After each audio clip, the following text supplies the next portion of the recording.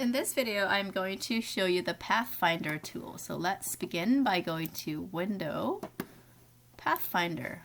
Okay, so what the Pathfinder tool does is it allows you to use two shapes to create different shapes. Okay, so it allows you to add two shapes together or subtract a shape from another shape or divide shapes with shapes. So let's begin by creating a donut. Let's go over here to your ellipse tool and let's create a donut. So I'm going to choose brown color and I'm going to hold shift on my keyboard because I want to make a perfect circle. So I'm going to hold shift and then click and drag a circle like that. Right? I'm going to change the point to about 3 or 4. All right, next I would like to make a hole in the center of this donut. So I am going to create another circle but smaller. So shift and drag. Okay, so I'm going to make this a different color, like pink. All right, and I'm going to move it around using my selection tool and try and move it to the center. But sometimes I don't know how to make it exactly the center. It might be a little bit off. So this is when I'm going to use my align tools to help me. So let's go to open up align. So window, align. Here are my align tools. So I select both circles. I can select that by clicking and dragging a rectangle over them or clicking on the pink and then holding shift and clicking on the brown. And then I go here, horizontal align center, and then vertical align center. There we go. Now it's perfectly in the middle. Now I actually don't want this pink in the middle here. I want it cut out. Okay, I want to just have this donut shape on this ring on the outside. So what I would do is I would go to my Pathfinder. So when you have a line, it covers up the Pathfinder. You just have to go click on the Pathfinder tab. If you can't find it, you can always go to Window and then Pathfinder. Right, so this is your Pathfinder. I'm going to select both and then I'm going to click on minus front. Okay, so which is the second one. So click on both shapes and then go minus front. And now you have that cut out of your shape. Okay, so shapes like this are called a compound path. Okay, so if you go look at this, it's called a compound path. All right. So another thing you can do with the Pathfinder tool, so I'm just going to click on this and make this donut a little bit smaller, holding shift and dragging it in. Okay, I'm going to make this donut a bit smaller. The next thing I want to do is to add two shapes together. Okay, so let's say I have, again, I'm going to use a circle.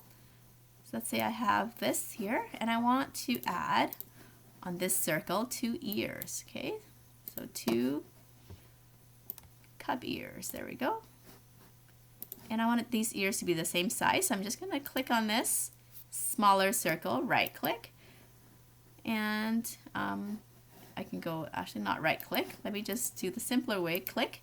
And then Alt on your keyboard and drag over. There we go. 2 ears. So I'm going to drag this ear over, this over here. Okay.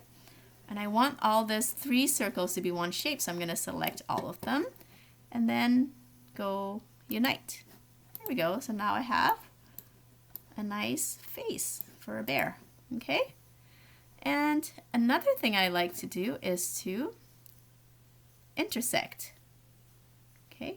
So what it does is it only saves the part where it's intersected. Okay. So for example, if I wanted to have,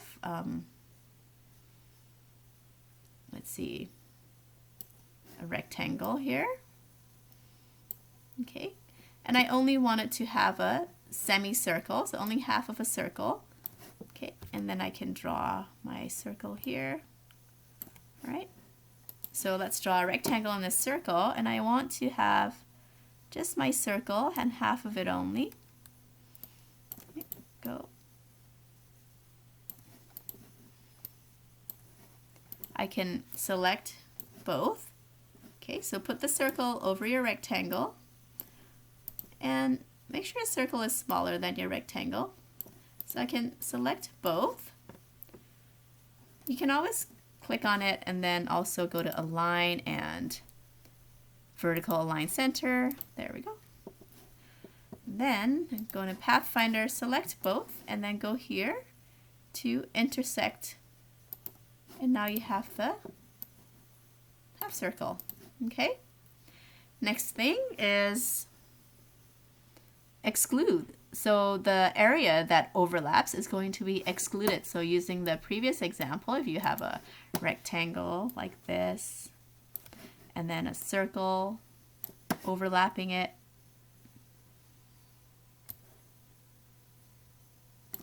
okay, and then you have them overlapping.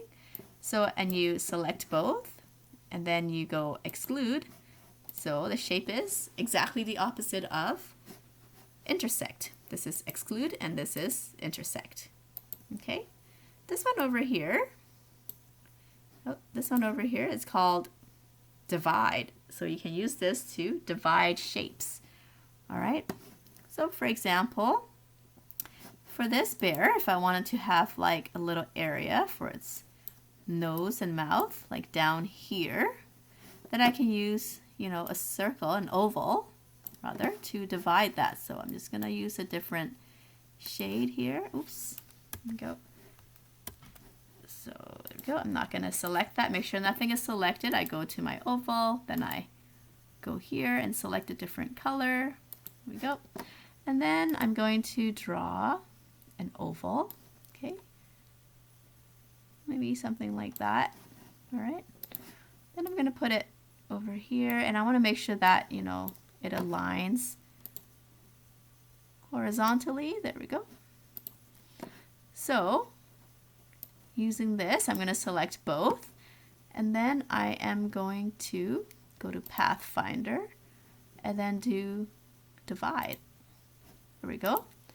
So I end up with this shape at the bottom that I don't want, so I click on that, except that they're all grouped together. So let's go click on this here on the direct selection tool, and I'm gonna click delete or backspace, and that deletes it.